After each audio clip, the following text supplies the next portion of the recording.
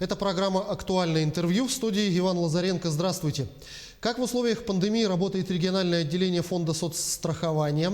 Как изменились форматы работы? Как получить необходимые выплаты и оформить больничный лист? Об этом поговорим с управляющим региональным отделением Фонда социального страхования России по Республике Саха-Якутия Мариной Герман. Марина Евгеньевна, здравствуйте. Здравствуйте, Иван. Вопрос, который мы задаем всем, кто в своей работе так или иначе сталкивается с людьми. Какие меры принимает региональное отделение Фонда социального страхования по республике для предотвращения распространения коронавирусной инфекции? Ведь фонд работает с наиболее уязвимой категорией населения. Это и пожилые люди, и инвалиды. Конечно, региональным отделением были приняты и принимаются все необходимые меры в соответствии с рекомендациями Роспотребнадзора, в соответствии с рекомендациями оперативного штаба Республики Саха-Якутия, оперштаба Фонда социального страхования. В региональном отделении проводится для защиты, конечно же, прежде всего специалистов, термометрия, рециркуляторы везде установлены, санитайзеры. И, конечно же, мы поменяли прием граждан. Во-первых, у нас исключился личный прием граждан. Он ведется только лишь посредством коммуникации. Это телефонная связь, либо по другим каналам. Да. Прежде всего, это Facebook и Instagram. Для того, чтобы обеспечить заявителей государственными услугами, нами установлен новый режим. Он работает в соответствии также с рекомендациями Роспотребнадзора. Поменяли мы требования к приему заявлений и с соблюдением всех норм. Ведется прием по записи и выдаются документы тоже по записи, по предварительной. Мы приглашаем заявителей в установленные сроки и не в определенное время, чтобы не допускать большого скопления людей, в свое определенное время за документами приходят. Но помимо приема граждан, вы работаете с организациями по сдаче различного вида отчетности. Как организации и предприятия сдают документы в текущих условиях? Это все-таки личный контакт или нашли какие-то новые формы? Наши страхователи, работодатели в соответствии с 125-м федеральным законом обязаны предоставлять отчетность по расчетам на случай страхования от несчастных случаев на производстве, форма 4. Они предоставляют расчетную форму в электронном виде. До 2020 года практически с численностью, работодателей с численностью менее 25 человек приносили на бумажном носителе. Но учитывая нынешние условия, уже второй квартал, и за полугодие, и за первый квартал приносят единично на бумажном носителе, в основном стараются сдать в электронном виде. Для этого все форматы есть, существуют. И мы сегодня рассматривали итоги за полугодие, и на 15% у нас количество страхователей, сдающих в электронном виде, увеличилось по сравнению с аналогичным периодом прошлого года. То есть наши работодатели, учитывая данные условия, переходят на электронный вид услуг по сдаче формы отчетности. Что касается компенсации расходов, связанных с коронавирусной инфекцией из Фонда социального страхования, то она стала возможна в этом году благодаря изменениям, внесенным в правила финансового обеспечения предупредительных мер по сокращению производственного травматизма и профессиональных заболеваний работников. Какие расходы можно будет компенсировать из Фонда социального страхования, какие документы подавать и в какой срок нужно это сделать? Да, действительно, в соответствии с нынешними условиями, учитывая то, что практически все организации, предприятия, учреждения направили средства, свои собственные средства для поддержания и создания безопасных условий труда, в соответствии с Роспотребнадзором были внесены в нормативные документы по предупредительным мерам в части мероприятий по предупреждению распространения новой коронавирусной инфекции. И в 2020 году по финансовому обеспечению за счет сумм страховых взносов определено ряд мероприятий. Их 5. Я вкратце перечислю. Это приобретение средств индивидуальной защиты органов дыхания, то есть это одноразовые маски. Следующее — приобретение дезинфицирующих салфеток, либо это кожные антисептики для обработки рук указанными антисептиками. Следующее — это приобретение устройств, оборудования, в том числе рециркуляторы воздуха, либо дезинфицирующие средства вируцидного действия, для комплексной обработки транспортных средств, транспортной упаковки материалов, контактных поверхностей, помещений. Следующее — это приобретение устройств оборудования для бесконтактного контроля температуры, то есть это термометры, и проведение лабораторного обследования работников на COVID-19. Вот это полный перечень, который был дополнен наш приказ о финансировании предупредительных мер 580-Н. Документы принимаются до 1 октября. Все работодатели об этом извещены, проинформированы. Сейчас уже заканчивается заявительная кампания. Практически на сегодня поступило более 340 заявлений по всей республике от всех работодателей. Сейчас идет обработка этих документов, и до 1 октября мы уже практически по всем страхователям, по которым не требуется согласование с центральным аппаратом, где объем сумм страховых взносов превышает более 10 миллионов рублей, это начисленных взносов, не расходов, а начисленных взносов, мы здесь выносим приказы и уже доводим до каждого работодателя-страхователя. Ну, все мы, безусловно, понимаем, что новая коронавирусная инфекция представляет опасность для всех и каждого, но работники некоторых профессий находятся все-таки в особой зоне риска. И, безусловно, первые из них – это работники медицинских организаций, как и врачи, средний, младший медицинский персонал, ну и, безусловно, водители скорой помощи. Как медицинским работникам получить страховые выплаты и кому они положены? На сегодняшний день мы продолжаем исполнять указ президента Российской Федерации под номером 313, который дает право на дополнительные страховые выплаты медицинским работникам. Перечень указан, мы об этом говорили, еще раз повторюсь, что это врачи, средний и младший медицинский персонал и водители скорой помощи.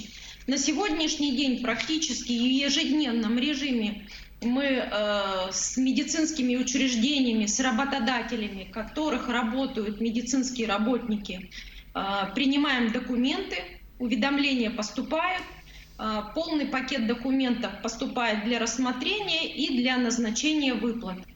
У нас на сегодняшний день, напомню, что единовременная выплата при заболевании либо при осложнениях, наступивших у медицинского персонала, составляет единовременная выплата 68 811 рублей. Эту работу мы проводим. Я думаю, что и медицинские работники с пониманием относятся к тому, что мы сейчас осуществляем ту работу, которую предписана указом 313. Давайте поговорим об электронных листках нетрудоспособности. Не секрет, что одна из причин их внедрения – это борьба с поддельными больничными, так как электронная система практически полностью исключает риск злоупотреблений как со стороны врача, так и со стороны пациента. В последнее время в прессе стала появляться новость о поддельных больничных листах. Были ли на территории республики зарегистрированы случаи сдачи поддельных листков нетрудоспособности? Сколько их было и были ли вообще? На сегодняшний день идет информационно-разъяснительная работа о том, что теоретически и практически в республике пока нам страхователь, работодатель не заявлялся в 2020 году о том, что был выявлен поддельный лист. В прошлые года такая ситуация была, и работодатель нам заявлял об этих фактах. В 2020 году пока не было выявлено на территории республики поддельных листков нетрудоспособности.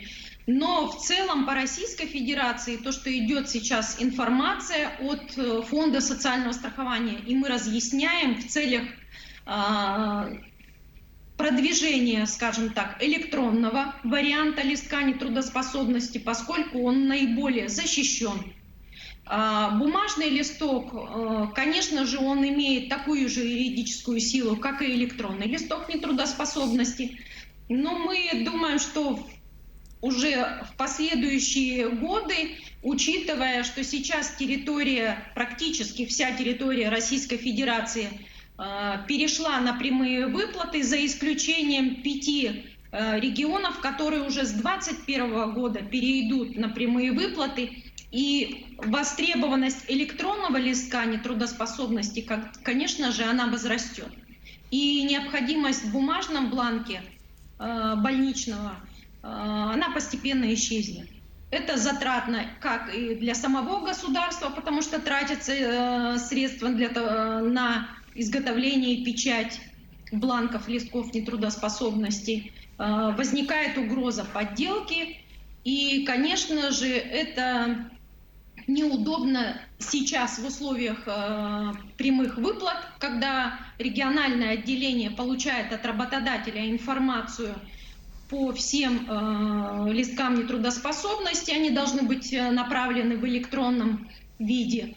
Для работодателей тоже составляет неудобство, когда приносят на бумажном носителе. В скором времени, я думаю, что мы полностью перейдем на электронный вариант. Ну, то есть можно говорить о том, что Фонд социального страхования со временем полностью откажется от бумажных листков нетрудоспособности.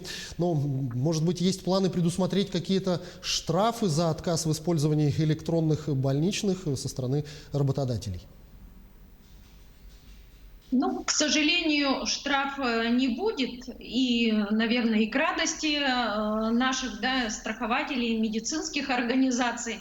Но еще раз повторюсь, что сама жизнь подталкивает к тому, чтобы исключать из оборота бумажный вариант и переходить на электронный листок нетрудоспособности. Он более удобен, он более, скажем так, востребован как у работодателей, так и у медицинских организаций. Ну и мы, конечно же, сами приветствуем, чтобы это был все-таки электронный вариант бумажного бланка листка нетрудоспособности. Вот, насколько я знаю, все данные с электронных больничных листков хранятся в единой информационной системе соцстрах. Насколько она надежна и может ли пациент быть уверен на 100%, что его персональные данные и информация о диагнозе не попадет в чужие руки? В этом можно быть уверенным настолько, насколько сейчас вообще хранится вся информационная система, хранит в себе информационная система Российской Федерации, что по Фонду социального страхования, что и по другим ведомствам. Конечно же, это все защищено,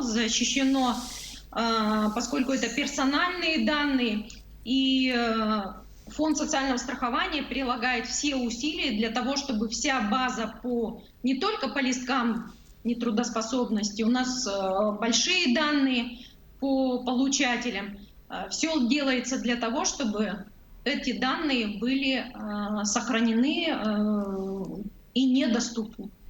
Они защищены, и они не попадают в открытые данные. Региональным отделением Фонда социального страхования была проведена огромная работа по оформлению и выплате больничных листов для работающих граждан старше 65 лет. Это очень большое количество людей, которым одновременно и в срок нужно оплатить листок нетрудоспособности. Как обстоит работа на сегодняшний день? Совсем ли справляется фонд? Мы продолжаем оплачивать листки нетрудоспособности по категории 65 лет и старше. Сюда еще категория примыкает, это люди с хроническими заболеваниями. В начале пандемии было постановление правительства Российской Федерации, и там мы оплатили 3 периода. Далее уже регионы самостоятельно определяли в соответствии со своими нормативными документами. В республике были и есть указы главы Республики Арсения Сергеевича Николаева, которые определяют периоды, продолжительность по самоизоляции 65+. В целом у нас прошло по оплате 7 этапов с учетом федерального документа, постановления правительства и указов главы Республики Саха-Якутия. На сегодняшний день у нас следующий этап с 19 сентября по 1 октября продлен режим самоизоляции. Оплата осуществляется в установленные сроки, нарушений никаких нет по срокам и по выплатам. Все реестры, которые работодатель направляет на оплату, мы практически в 2-3 дня успеваем довести до получателя. Марина Евгеньевна, я благодарю вас за беседу. Спасибо, что ответили на наши вопросы. Всего вам доброго. Спасибо. Это была программа «Актуальное интервью». Как в условиях пандемии работает региональное отделение фонда соцстрахования, как получить необходимые выплаты и оформить больничные листы, мы говорили с управляющим региональным отделением фонда соцстрахования России по республике Мариной Герман. До встречи в эфире.